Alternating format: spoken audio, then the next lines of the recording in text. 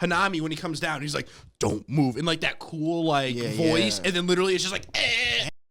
AoA, that's a triple play. New episodes, I couldn't wait. Yeah. Open your mind at the first gate. Press play, no need to debate. AoA, check me out. Look, plugged in, you can catch the hype. Golden Dawn, how we follow the light. Anime like life, married to it, my wife. What's going on, guys? Welcome back to the AoA show. My name is Isaiah, and today I'm joined by Gavin. What is Gucci Shoes? All right, and today we are talking about Jujutsu Kaisen. Newest episode just dropped. We actually just got finished reacting to it, and holy hell, this is so normal to Jujutsu Kaisen because they do this thing where it's like, oh, give you the episode, and it's kind of just a banger all the way through, and then they hit you with this like last minute what the moment, and that combined with the scrolls, which are just always a fucking treat to watch, and everything about the show is fantastic. This episode, absolutely no exception. So let's get into it. Okay, so where do we start? So first off, we meet, or rather, we seem to be getting into the fight between Megumi and Noritoshi. And it seems, from the immediate thing that he's got this whole arrow manipulation technique, which we learn later is actually a blood manipulation technique, and basically anything he can manipulate his blood. So any thing that is coated with it, anything that touches it or whatever, is up for grabs. And so basically the arrows aren't really like his actual technique. It's just something in his arsenal to use because he can then, with the curse energy, he can control all that stuff. And it seems to be a pretty formidable match against Megumi, who up until now is kind of just rocking these little, wooden baton things. Yeah. And we know he's got his summons, his animals and stuff, but he seems to be with that and just pure strength seems to be a little outmatched. Oh my god, I can't do this guy's name. Noritoshi. Seems to be pretty much boxing him into a corner until the latter half of the episode. So this is cool, but we do eventually end up getting to see a little bit of what's going on, grander scale, bigger picture here, because that's sort of one of the main things. And we're cutting back between that. We're cutting back between the principal and the teacher's whole thing, and they're starting to talk a little bit more about what's going on, combined with the group of cursed spirits who are, all of a sudden, of course, just to f things up and make things more complicated. They're now coming in and making their move, and it was pretty wild. It was pretty wild. So I don't know, Gavin, any first thoughts, impressions? No, first thoughts and impressions. Noritoshi is kind of a G that. Those are some cool abilities that he was showcasing. And I respect that. One thing that I found interesting was, fast forward a little bit into the episode, when Mother Nature comes out. I already forgot. Hanami is the name. See, where obviously he makes his appearance, and it's the three of them standing there together, and then Megumi actually draws his sword. And I don't know if you remember that. Yes. And then Noritoshi makes a comment, and he's like, oh, I didn't even know you had that. So it's interesting now when you reflect back on the fight that they had where he had the wooden batons, he didn't draw his sword at all. So whether he felt like he didn't want to, he didn't need to, or what have you, it was just interesting because obviously what put them in the position that they got into was him summoning his new summon, Elephant, which, burst him out of Noritoshi blew him out of the building.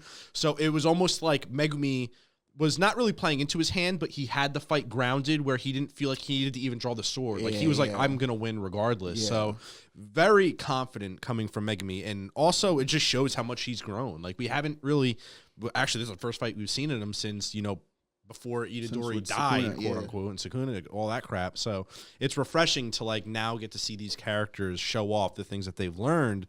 And it's really cool. And honestly, Megumi's just a badass. Everybody loves him. And it's just really reassuring where, we're seeing all of these higher grade, students who are supposed to be superior and better in almost every way. And it's they're almost getting put in their place and getting kicked off their pedestal where it's yeah, you're really not that good. We're younger than you. We may not know as much, but we can still put up a fight, and we're going to literally give it our all. So it's awesome getting that rivalry crash. And now we're going to have to see how they can come together and really use their teamwork to now fight a very formidable opponent, which I don't even know how they're going to beat, to be honest. So we're going to have to see if our principal can throw on the greatest rock concert and somehow just ultimately wipe everybody. So we'll find out. But interesting stuff. That was totally a thing. Yeah. So I actually think that the whole thing with Megami using he had the wooden batons, I actually think that it wasn't so much of like, I'm so sure I can win this, I don't need a lethal weapon, because Nobara did the same thing in her fight with Momo, where she was going to beat her with the real hammer she had, and she's like, oh, shit, wait, got to switch to non-lethal, and pulls out the squeaky hammer. So but I do think that it's interesting that like all the first years seem to have this mindset of like, all right, we're not here to kill anybody. I'm not here to do any permanent damage. I just want to teach these people a lesson for f***ing with me or with my boy Itadori. Whereas, these upperclassmen are straight like, no, I'm going to kill Itadori, and if you get in my way, I'm killing you too. And it's like, again, like you said, I think at least I think that the show could do something really cool here with the character dynamics is these upperclassmen are obviously strong, but they seem to be very like burdened and very weighed down by the expectations of whether it's their clan heads and the leaders like asking all these things from them, whether it's the principal and the school demanding it. Like they seem to have a lot of expectation and burdens placed on them, and it seems to have made all of them, except for people like Aoi, very like cynical, right? And very hard on themselves and the world, and just like they don't take any shit anymore from anybody. But the first years obviously like have this sort of like bright, like, passionate, like sort of youthful take on like the world and the people. And, they seem to be much more the generation of like, look, just because somebody tells you to do something doesn't mean you have to do it. Like if you don't like it or it makes you feel like you're doing wrong, like don't do it. So I that's kind of what I'm hoping from the interactions and the fights between them, is that like the underclassmen sort of get this like, spark to ignite in all the upperclassmen of like, hey, stop taking from all these people just because like they want you, because they expect something from you, because they want you to be something. If you don't want to be head of X clan, or you don't want to be, whatever, like don't, like, you know what I mean? You don't, you guys are better than that. So that would definitely be cool. I do think that they're going to have to kind of do that now, because now that our villain gang has rolled up in here and just chucked another veil at, the situation, and like, all right, let's box him in and come up again. It is going to be interesting though, because like I was saying to you a little bit off camera, last time that we got into this scenario, it was just Itadori and Kento as far as people that could combat the curses or what was going on. Now they've, they have this veil, which we'll get into a little bit later. It was interesting. Oh, that scared the shit out of me. Oh my god! My phone. Oh, spam calls, dude. It'll be interesting because this veil seem to have fine-tuned it to specifically keep out Gojo, which tells us how afraid they are. I mean, we knew this a little bit beforehand, how afraid they are of Gojo, just rolling in here and infinity blasting everybody. But it'll be interesting now because they're not just dealing with Itadori and Kento, so like one higher level teacher, esque sorcerer and Itadori, but it's like they're dealing with virtually the entire class here, the entire grade. So that'll be cool. And like I was saying, I think it's going to force the upperclassmen and the lower class to have to work together here and come to some sort of common ground. I mean, Aoi and Itadori, like they're fighting, but I feel like they're not like, you know what I mean? They're actually like kind of boys, and they're just like, like I don't even know honestly like what their thing is to come into. And it's weird because in the preview for the next episode, spoiler alert, if you've I know there are people who don't like the previews or don't watch them. Like in the previews, it looked like their fight was still going on between them, and I'm like, guys, do we not notice that like there's other things to worry about here? So I don't know, but like I think they're obviously not like definitely not fighting to the death, or because Aoi has this thing where he's like, oh, I'm not trying to kill him. If he dies because he's weak, like then he dies. Yeah. But I don't think Aoi's like actually trying to end Itadori's life. I think like he's trying to train him weirdly, and he's like weirdly taking on this mentor role for him. But I don't know. I'm definitely excited to see what the plan is, because what the plan is from the opposing side, the enemy team. Because like I said, obviously they have specific intention to keep Gojo out, and we know ultimately they want to awaken Sukuna. So maybe they're throwing up the veil so that they can get access to all the Sukuna fingers that Jujutsu Tech has. You know what I mean? Like maybe they're going to swipe those things while Gojo's blocked out and then yeet out of there.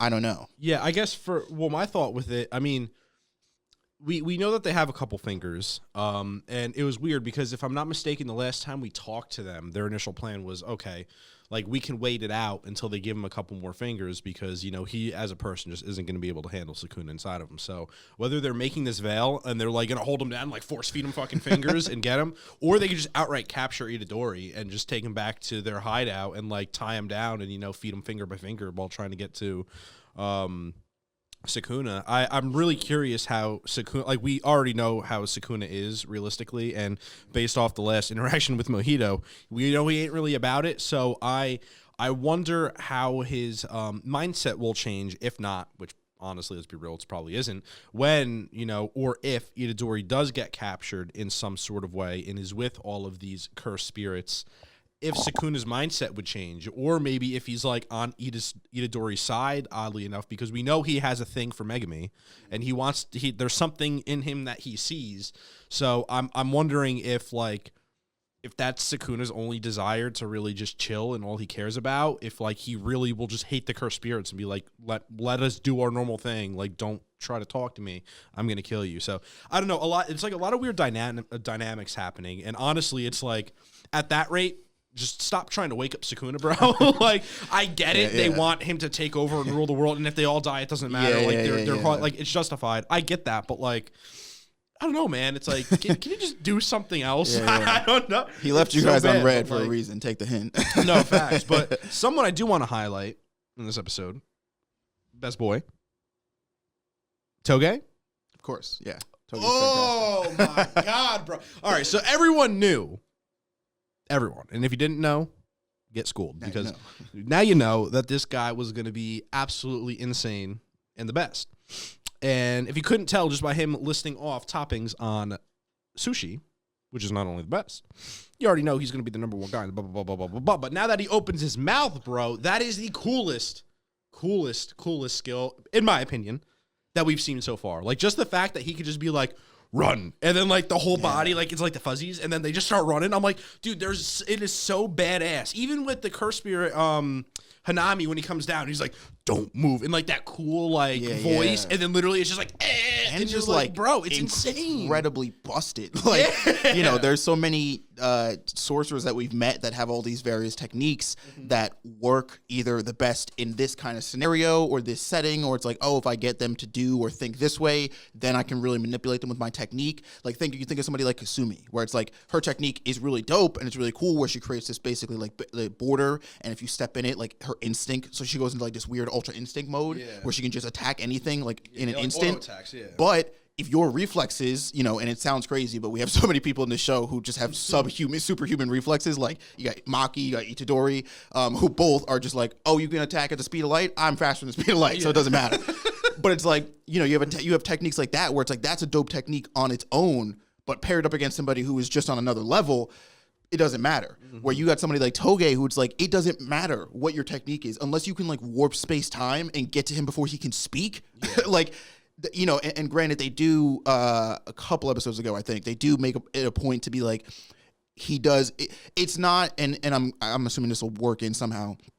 It's not like 100% busted, because there is the thing of he has to deal with of recoil, where if his speech or his word or his attack, I guess, is so powerful, it might actually backfire on him. So I wonder how that comes into play, and I wonder how much back and forth there is with that. Like, if it's like certain words or certain levels of commands, you know, so like, for instance, he can say something like, don't move to an enemy and only have to worry about the enemy moving. But what if he's like, I don't know, like, stab yourself, like, because that's such a like that would be something that might recoil on, you know what I mean? Like, that, I mean, another thing is obviously they can use cursed energy to block their eardrums. So like, that was the other stipulation that he can have. Also, I wonder if he's just like screwed against like a deaf cursed spirit.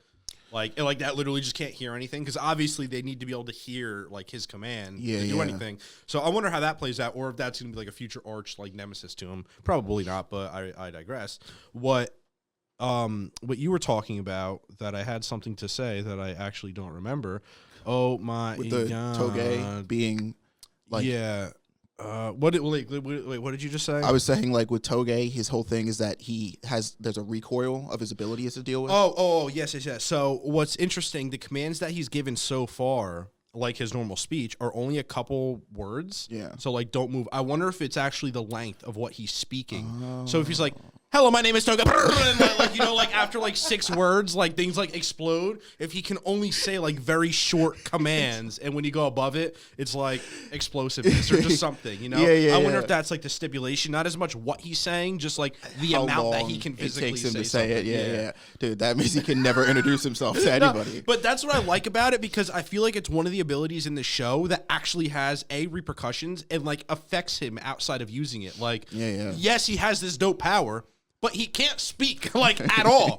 He can only speak in terms of like sushi topping. So like he definitely has to pay the price. Although apparently everybody speaks sushi, because he could just say mayo taco and they're like, oh, we know, like party time. But regardless, he definitely like he can't go to a club and be like, yo, what's up, babe? It's like, no, it's like, yo, sushi, taco, salmon, you know, it's just, he's screwed on that level. But, you know, it doesn't matter, because then he can just take off his mask and just do whatever he wants. So it's insane. What a dope guy. I love it. I'm all about it. Yeah. No, I am too. I definitely, he's a standout for me 100%. I love his character design. I love his ability. And we pointed out in the reaction, but I love how, you know, like, him, you know, like most characters, you think like Megumi or whoever, when they're squaring up, they take like their battle stance with their fists. He's just like staring down the enemy, and he's like unzips his coat. He's like, "Come at me, bro. I could speak."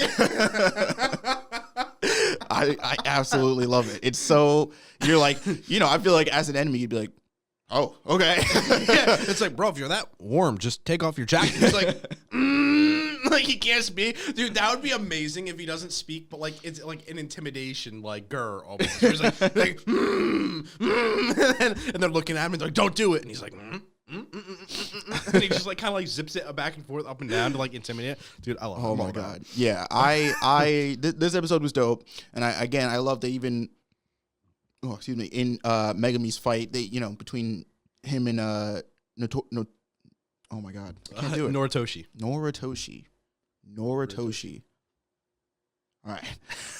Between Noritoshi and Megumi's fight, I love how they mix in like the whole talk about like the clan, and he's like, oh, we're kind of the same thing, and Megumi's like, again, very reminiscent of Nobara's fight with Momo, where Momo's like, no, these are the expectations that the world has for you, and they're both like, no, fuck that shit, dude.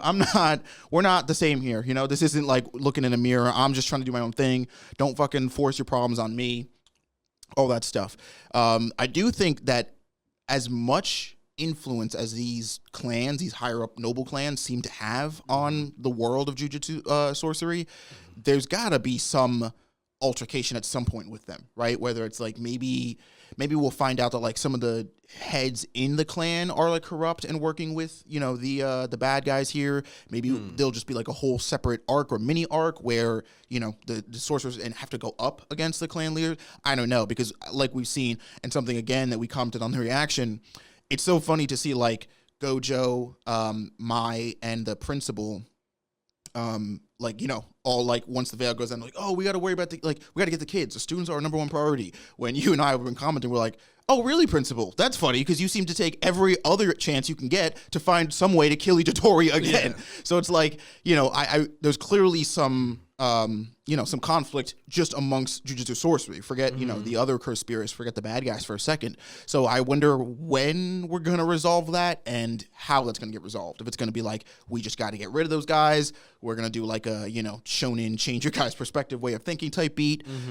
Because I was saying last discussion with Ian that I think Itadori, I think obviously it, you know, it's the way they have this structured. Itadori is the one that all the upperclassmen have been tasked to kill. But once like they see Itadori, once they meet him and see like his, because that's the main thing, right? Is they're like, we don't know what he's like. I think Panda, you know, he actually brings it up. He makes a good point. He's like, talking to Nobara and Megumi, he's like, you guys know Itadori and like your boys with him, but like we only just learned who the fuck he is yesterday, and like we just met him now, and we're so like we get it, we're pretty cool with him, but like these guys, all they know is that he's Sukuna's vessel, and like that scares the actual fuck out of them. So like they're trying, you know, so but once they meet him and once they see that like he's got, you know, he'll be able to get a grasp on this, like I think that'll change the upperclassmen's perspective, and so then it's going to be about, okay, is the principal going to back down then and be like, all right, whatever, or is he going to like die on that hill, so to speak, and be like, no, fuck it, he's got to go, he's Sukuna's vessel, all that shit. But yeah, I'm definitely interested to see what what's happening now that we've got this interruption, let's just say, between the enemy team. And I do think two standout moments for this episode for me are, one is Toge, and he's every scene he's in, because he, just like we said, he's absolutely fan favorite here. And two, as much as I don't like the principal as a character, bro, when he rolled up with a fucking guitar, it was like, let me play you this solo real quick. Like, it's like, what? Every time I think that, like, I've understood how this show operates, they pull some absolutely sideways shit like that, where it's like the principal. I don't know. And it's weird because it's like that ability. It's an ability. Okay, he's a principal. We know he's strong, but like, it's so against. Like, that ability is just against his personality. Like, granted, he's old, whatever, rickety, like, about to die, who cares? But, like, just how he interacts with, like, kill Itadori. Like, I can't picture just, like, a badass guitar player. Yeah. He's like, let's go. I'm like, bro, guitar players, you're supposed to be cool. Like, you're supposed to love everybody. And be like, why is this your thing? And that's why, like, if there's a weird parallel where it's like the principal is actually like the nicest guy ever, and he literally just doesn't like Itadori because he's a cursed spirit. But like, if this all gets resolved and he's like, all right, whatever. What if he like becomes the coolest character ever? I don't see it ever happening, but like, I don't know. It just, right now, it doesn't fit the bill of who he is being a badass guitar player. Like, we need to bridge this gap somehow, whether make him cooler or just like make him really bad at the guitar, and it's just funny because he's just fucking whacking the damn thing and he's just like, and it's just horrible, but like, it's so bad that it like cosmic waves get thrown out. I don't know. Oh my god. But either way, I don't get this principle, dude. Like, why aren't you just cool? You play the guitar, and I mean, you got to be strong. So like, I don't know, man. This show makes me wonder, and then it brings us back to our Jujutsu scroll. Yeah, those things are. I really like. I want to see the people when they are creating this Jujutsu scroll, because it's after a long day of work. They're like at a bar or something, where have you, and they're like in a room together, and they're just like literally whatever they can think of in their wildest dreams, they're creating it. Because not only are they like fixated on the demon or the cursed spirits for some reason, because I feel like a majority of them so far have been like about the cursed spirits, or at least a 50-50 split. But they're always the weirdest thing, whether it's like a beach day. Now we're like, literally they're switched uniforms, and they're like, it is about Mother Nature literally trying to like grow her plants in her little garden. And it's like, oh, the soil was never had nutrients in it, but now someone like Volcano Head added like heat or whatever. Yeah, because he's got like a crush, I guess, on Mother Nature. Yeah, crush it. And I'm just like, what is going?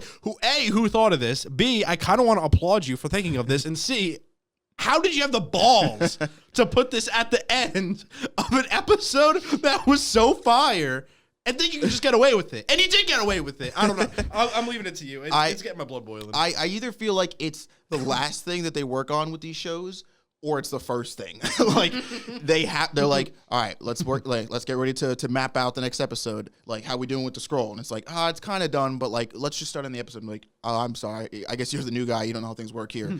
We get the scroll done first. Like, that is priority. If we're not like these shows, because I genuinely do feel like, because they know how dark the show can get, they're like, any chance of comedy or levity that we can put into somebody viewing an episode, like, that's where, because and maybe, I don't know, granted, I literally have not opened a single panel or page of the manga, so I could be dead wrong, but I don't know if that's a thing in the manga. I don't know if do they have those scrolls in the manga? So if they don't, I'd like to think that's a cool anime thing that they own, like, that they give to viewers, to be like, oh, haha, look at this funny thing. And it also, like you said, we have gotten the last couple with the cursed spirits, like the enemies, and it's like been weirdly humanizing them in a way. Exactly. Now like they're not 100%, and like who's to say, like, it's not canon per se. You know what I mean? But like, it has been doing this thing in my mind where it's like, I've been viewing the cursed spirits a little bit, and I say that, very like a little bit less like these just diabolical force of nature threats that they are. And I'm like, oh, okay, like Volcano Head's got a little crush on Mother Nature, and and it's like, whatever. And it's like, there's this weird aspect that it's doing where I'm like, oh, they're like kind of, and they say in the show a lot too. They're like, there's something special about these cursed spirits because of their their abilities. Like they're not just these mindless zombie type creatures. Like they have this human level intellect, and they seem to like want have their own desires. So that is interesting. But I think it's cool. Yeah, like ultimately, I feel like that is the purpose. Like as funny as weird as it gets, like it's supposed to show like these are humans. Like it's like bridging that gap where it's like, oh, let's try to build a connection with them. It's just like, I don't know. It's kind of not jarring per se, but it's like weird when you like see them in the show not act that way. I mean, you get like little stints, but then it's like a complete 180, and it's like, all right, but I'm like, is the purpose just to get me to like them more? Is it just like to humanize them a little bit? Like, I don't know, but either way, it's still just as funny. I appreciate it just as much. If they can like infuse it a little bit more in the show, I think that would just be hilarious. Like, although it might ruin a little bit like of hard dynamic or like the dynamic of it. But I don't know. Either way, I feel like they can literally just sell me anything and I'll buy it because I just watched an old man shred the guitar who I hated and I enjoyed it. So obviously they're doing a good job at selling any aspect of this to me. And yeah, I'm all about it. I really can't wait for that next episode though, because we already know it's going to be absolutely insane, especially between the fight between Noritoshi, Megumi, Toge, and Hanami. Hanami. So that is going to be badass, and I don't even like. That's the thing where we know. I mean, they're not going to be able to beat him. So that's like where I'm curious is that where like Itadori comes in, because like if he's a special grade, or obviously we saw with Gojo way back with Volcano Head's fight that he didn't even detect him, and he's like, Itadori, you got to get strong enough to like take on this guy. Yeah. And we know that these aren't pushovers. So like in my mind, especially at this level that all of these students are at, granted there's a lot of them, they shouldn't be at the level to beat these cursed spirits, I feel like, by any stretch of the means, except for maybe Itadori, who's like kind of a weird free pass, but even then I don't feel like he's at that level yet to be able to do it. So I'm curious how these third-party people, i.e. the principal, that other woman, and maybe some other people, how much they will really become the tide changers and really what happens. Because I can't imagine all the cursed spirits dying, and I can't imagine all the students dying. So it's like, where do we go from here? And I mean, that's what we're going to watch the show for, but I'm curious to how they choreograph the next episode. So it'll be interesting. I totally agree. All right, well, that's going to be it for our discussion today. Don't forget, guys, if you enjoyed this episode, you enjoyed this video, forget to like, comment, and subscribe. Let us know what your favorite part of this episode was. Let us know what your favorite part of Jujutsu Kaisen, your favorite characters, all that stuff. What you guys think is going to happen in the next episode. Just everything, because we love talking about this conversation. You know, we say it all the time. It starts with us, but it ends with you guys. So, you know, get in on it. Let us know what's going on. Again, if you want to refer to the description of this video, there's a bunch of links down there, all different ways to support the channel, to support the show, whether it's our Patreon, whether you want to join our community Discord, you know, anything and everything. Like, follow, the whole nine. Until next time, though, that's going to be it for us. Peace out. Peace. Ninjas are samurais, blazing the kunais. Find me in the leaf of the cloud, screaming out Bankai. We just some ghouls though, who like seeing parts fly.